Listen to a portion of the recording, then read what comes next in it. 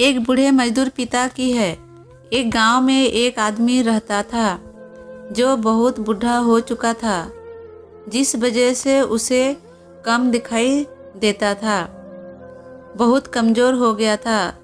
इसीलिए अपनी बची कुची ज़िंदगी अपने बेटे के साथ बिता सके, इसीलिए शहर में रहने उसके बेटे के घर रहने चला गया। बेटा एक शहर में एक छोटे मकान में रहता था। मकान तो उसका छोटा था, लेकिन उसके अंदर में जो चीज़ें थी वह महंगी थी। उस मकान में बेटा, उसकी पत्नी और उनका एक 5 साल का बच्चा, यह छोटा सा परिवार था, मिलकर रहता था। बूढ़े पिता के आने से उनके परिवार का एक सदस्य और बढ़ गया। यह पूरा परिवार रोज़ सुबह शाम डाइनिंग टेबल पर साथ में खाना खाया करते थे।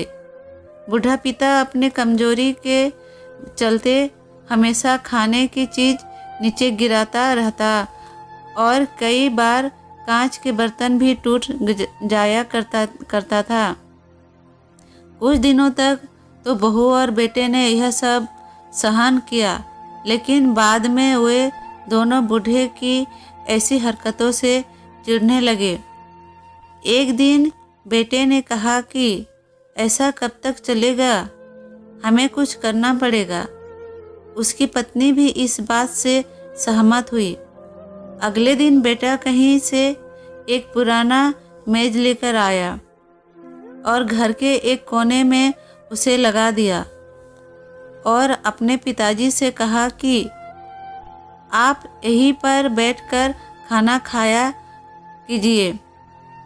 उन्होंने एक लकड़ी का बर्तन भी बनवा दिया। अपने बूढ़े बाप को खाना देने लगे। अपने कांच की ये कीमती बर्तन बचाने के लिए अपने पूरे बाप को लकड़ी का बर्तन देने में उन्हें जरा भी शर्म नहीं आई। अब खाना का समय जब जब होता तो बूढ़ा बाप एक कोने में बैठकर खाता और बाकी का परिवार डाइनिंग टेबल पर खाना खाया करता। डाइनिंग टेबल पर बैठे बैठे दोनों पति पत्नी कभी कभी अपने बूढ़े बात की तरफ देख लिया करते। बूढ़े बाप की आंखों में उन्हें आंसू भी नजर आते, मगर उन पर जैसे कोई असर ही नहीं होता। बूढ़े का पोता भी यह नज़ारा हमेशा देखता और वह अपने में ही खोया रहता। एक दिन जब पति पत्नी डाइनिंग टेबल पर बैठकर खाना खा रहे थे, तब उनका बच्चा ज़मीन पर बैठकर कुछ कर रहा था। उन दोनों ने बच्चे के हाथ में लकड़ी का टुकड़ा देखा, लेकिन उन्हें कुछ समझ में नहीं आया कि बच्चा लकड़ी के टुकड़े के साथ क्या कर रहा था।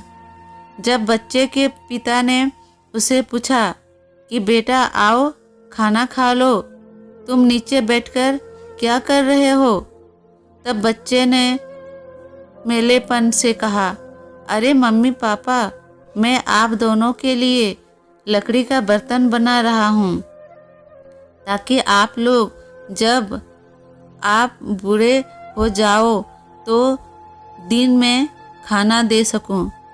आपने नाना बेटे द्वारा दी गई यह सहज बात दोनों को दिल में तीर की तरह उतर गई। दोनों एक दूसरे का चेहरा निहारने लगे। बिना कुछ कहे ही दोनों की आंखों में पानी आ गया और उन्हें अपने भविष्य की किताब अपने आप को समझने खुली हुई नज़र से आई।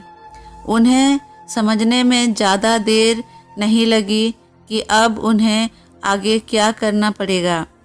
अगले दिन कमरे में कोने से वह पुराना मेज हट गया और अब बूढ़ा पिता और बाकी का परिवार साथ में मिलकर फिर से खाना खाने लगे। बूढ़े की कमजोरी की वजह से हो रही गलतियां भी अब किसी के नहीं चिढ़ाती है। दोस्तों, अगर आप सबको ये कहानी अच्छा लगा तो लाइक करिए, शेयर करिए, कमेंट करिए। प्लीज़ शेयर करके बताइए कि कहानी कैसे लगा।